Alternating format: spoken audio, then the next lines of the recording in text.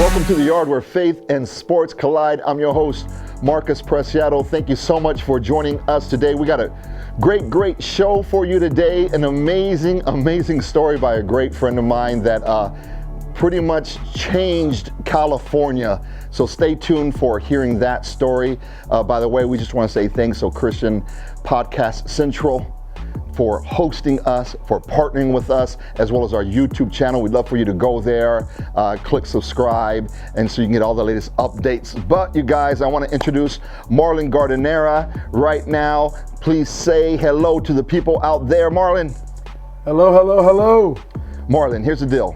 Yes. You were on months ago, and we talked a little bit about your sports career, playing baseball at Oklahoma State, and some great things and how God moved through that. But we finished up also talking about a movement that at that point you were just getting started here in California. You have some sons playing high school football, and like millions of other kids and family members, that got shut down last year. But unlike most people who kind of just sat down, texted, and complained, you did something about it. So why don't we take us back to about a year ago when we were sitting down here and you were chatting about this movement you wanted to start. What was that movement? I created Let Families Decide, and I can't even tell you when. It seemed like so long ago. I have two high school age sons, Nicholas and Noah, 17 and 15. We were in the middle of COVID. In the beginning, we didn't know much, so I was like everybody else, lock the kids down, nothing's happening, let's see what this is all about. And as time went on, you started to realize how you get it, where you get it, what you have to do to try to avoid it. Thank God I was able to do that.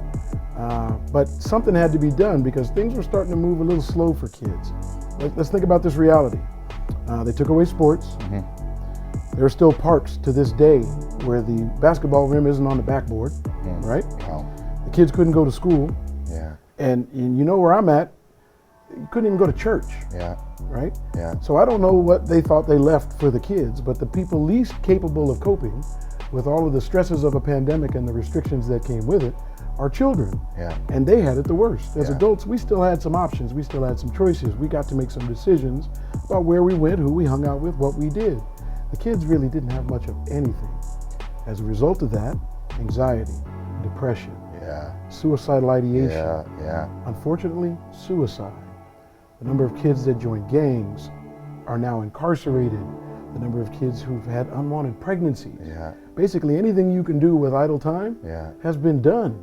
So as a father and a coach, a head football coach, you saw these things. You saw these things going up as all these opportunities were taken away from them.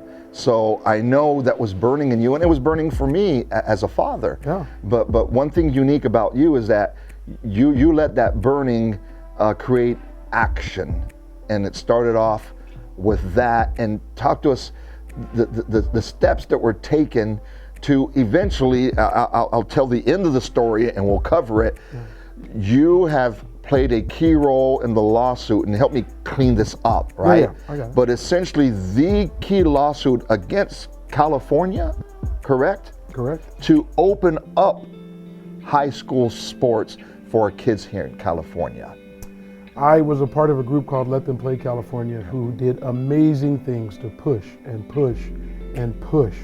And I was one of them, on the line, pushing, trying to get the message to the governor that we've gone on with this long enough.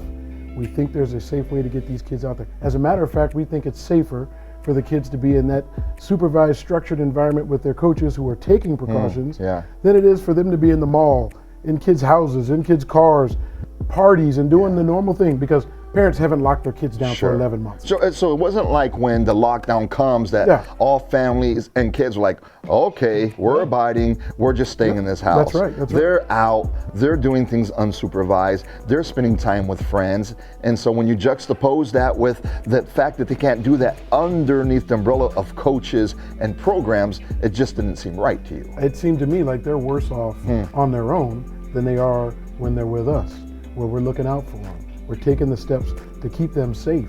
It's probably the safest time just short of being home alone, that they have in their lives when they're in that structured environment. So let's go back then to kind of the beginning of it, where I remember getting a call from you like, hey Marcus, hey, let me run this idea through you about this. I want to do. I want to start this movement to get the kids playing. And as a father, as a coach, I'm like, heck yeah. But like that's like saying, hey, I think going to Mars would be great use of technology. I'm like, yeah, I agree 100%. But to see that come to reality, talk to us about how it came from a concept to it being a reality to now be freeing up millions of kids to play sports. It started with 3 words. Yeah. We had that talk. I hadn't really formulated exactly how this thing was going to go. But what I said was, and I said this to you, and obviously you didn't know what it meant and what was going to happen after. I said, Marcus, pray for me. When you start to realize you got people behind you, good people, who believe in what you're saying and believe in what you're doing, you feel good, you feel emboldened, you feel empowered to go do the right thing. So the combination of speaking to you, coming here, talking about it, developing the message a little bit more in my head, when I left here, I knew I had to do something. It started here. Now, don't get me wrong, I go to a do something church. So we hear the concept all the time. Absolutely. Do something. Well, I have been blessed. I'm aware of some of the gifts the Lord has given me. And I know for a long time, I probably was using them for me and for entertainment and really just, getting by. But if you know you got people praying for you and you know the Lord hears their message, I just went to work. I went to work. I took every resource, every ounce of energy. I used my voice. The Lord blessed me with a voice. Sometimes it works. Sometimes people can hear me. And I said, I have to use it. And I have to use it over and over and over and over until someone hears me.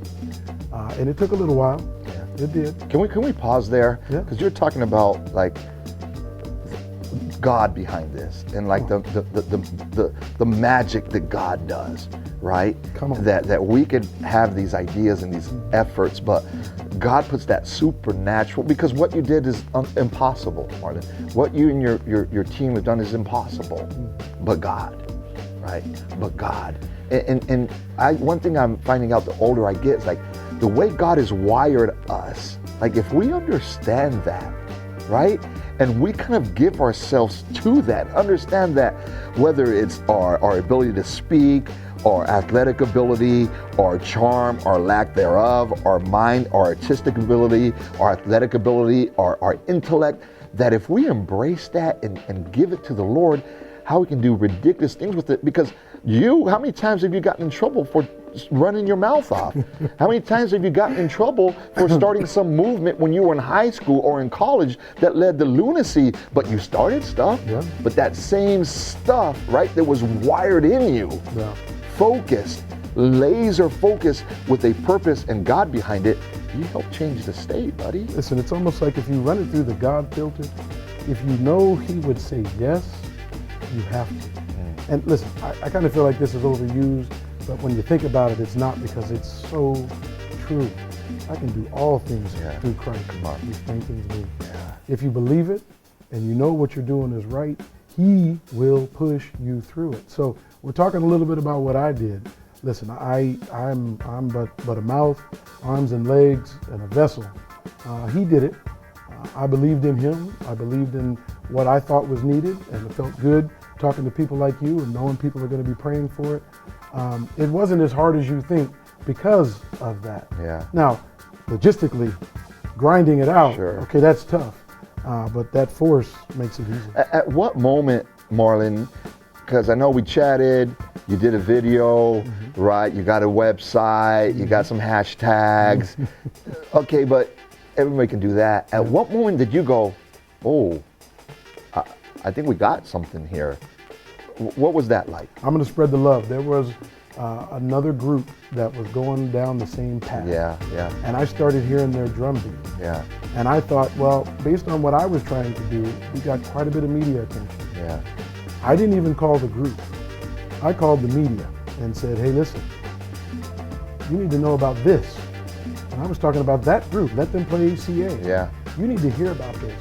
And what ended up happening is I sort of became a mouthpiece, spreading their message. Yeah. And the combination of the two, which were essentially the same thing. Yeah. The combination of the two, when it started to get some more attention, and people started getting on board, it became something you couldn't ignore anymore. So it really was combined efforts from some other believers that made this thing go. You know, one thing I like in that too is that took humility, because your movement had its momentum, and now there's another branded movement. And if you would have been like, well, no, these aren't my peeps, this isn't when I started, I'm gonna lose my leverage, and you're like, forget that. What's best? And there's power, Marlon, in humility, right? Listen, it wasn't about me. And if somebody else is speaking louder, if somebody else is beating the drum harder, and I can be of help, then that's what my role is. I don't have to be up front. It doesn't have to be my organization. I don't need any credit. What we needed is what we knew what was best for the kid. Okay, so you partner with Let Them Play California, and now there's a synergy, and now you've got momentum that they've got, and they've got this mouthpiece, right? Platform. Things start rolling.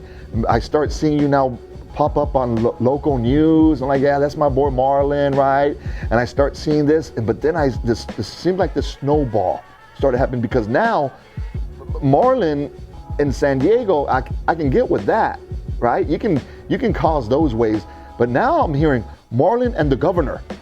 Like that's a whole different. Marlon in KUSI is different than Marlon in Sacramento. So talk to us some of those key points that led from now you've got momentum to now like you've got the attention of the state of California. So Let Them Play, you know, when I remember looking, I think they had a few hundred members as a part of their group. And then I'd look back a couple days and it'd be 5,000. And then a couple more days it'd be 10,000. It got up to 60,000. And along the way there were some really good people who again, from the rooftop, screaming what needed to happen. They started to make some traction. But like you just said, as the numbers started to pile up, you can't ignore 60,000 people fighting for their kids. We're talking about our children. And what wouldn't a parent do for their own child? So now you get a bunch of us together, and they started to get attention. We started negotiating directly with the governor maybe 6 weeks ago, because he heard the noise. And he started talking to folks at Let Them Play CA, and they were working through some things. He still, I believe, has a different viewpoint, but you know, he was responsive. You can't just ignore when people are screaming, especially if what they're screaming is right, especially if what they're talking about is raising their own children. I mean, I'll put it this way. The governor doesn't know my children's names. He's not better equipped to make any decisions for my children than me. They're mine. I'm prepared to do that. But the size and the momentum, like you said, got to the governor. Then we took another step. The Let Them Play movement was moving. They're talking. I'm looking at the clock. We're running out of time. And I know we're making progress, but look, what else can we do? You know, it still sounds crazy what I'm about to say as I say it. I sued the County of San Diego, the California Department of Public Health, and Governor Newsom in his official capacity. Now, where I come from, you don't sue the governor. You know, you might say his name, but there's no actual connection between you and the governor. We took that step. We sued the governor and said, basically, we know you feel some people have the right to play, but you've left us out. You've left out high school. You've left out my sons. You've left out my football program. You've left out the kids that I care and love, knowing the devastation that they're dealing with as a result of these restrictions and the limitations in their life. You keep cutting off ways for them to thrive.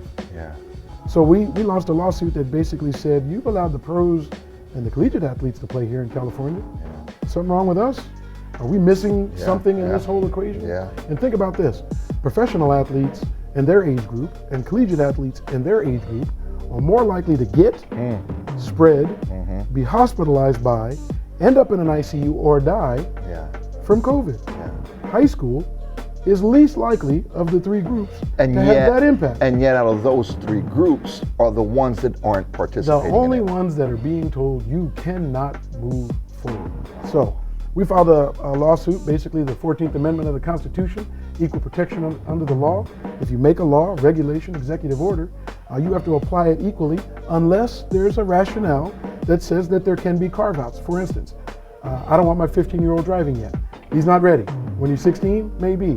And you certainly don't want 8-year-olds driving. So when they said you could drive, there's a rationale why you can't drive before a certain age.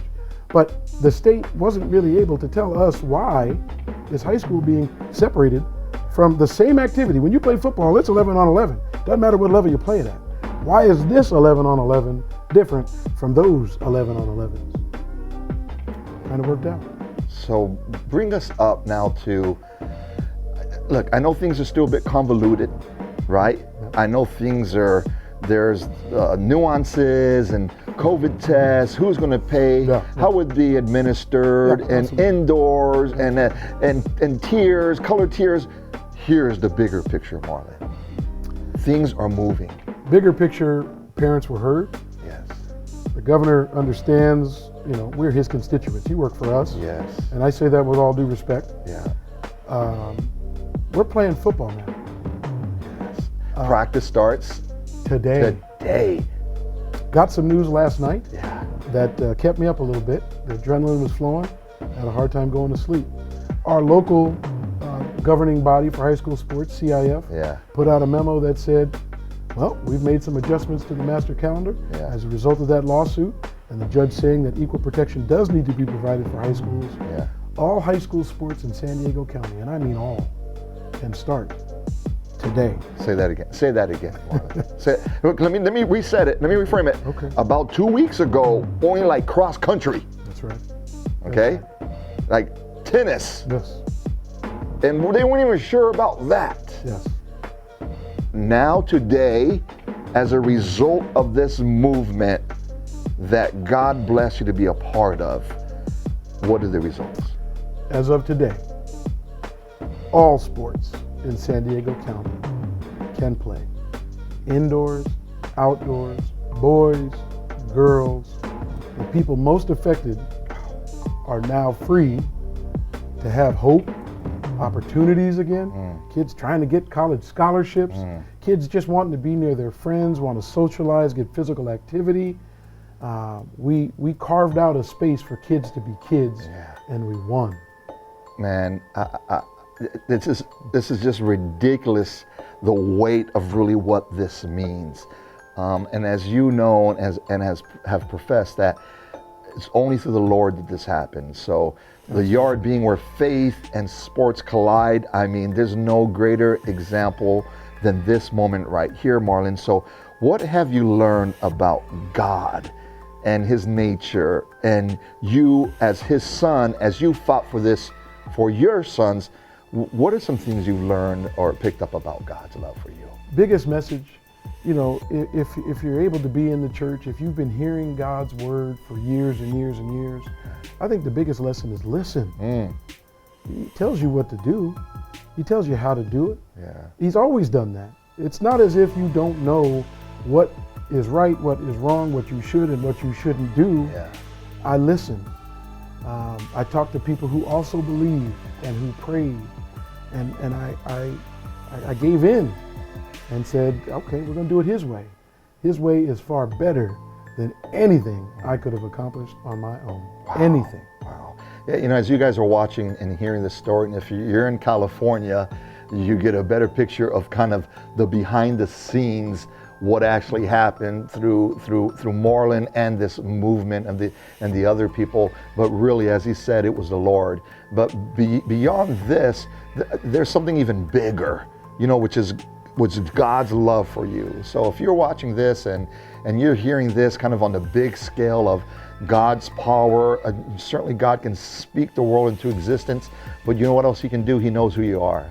And he wants you to be his son or his daughter. And if you've never made that step, I just want to encourage you, to know that God loves you. And as much as Marlon did this for his sons and his adopted sons as he coaches and kids throughout the community, God has done far greater for you by sending his son, his one and only son, Jesus, to die on the cross for you. And really to do it because he loves you, to provide freedom from sin to provide forgiveness, to provide eternity. So if you've never made that step, I just want to encourage you. It doesn't have to be fancy. You don't need to join a church. You don't need to subscribe to the YouTube channel. What you need to do is in your heart, just take that to God and say, you know, God, I need you.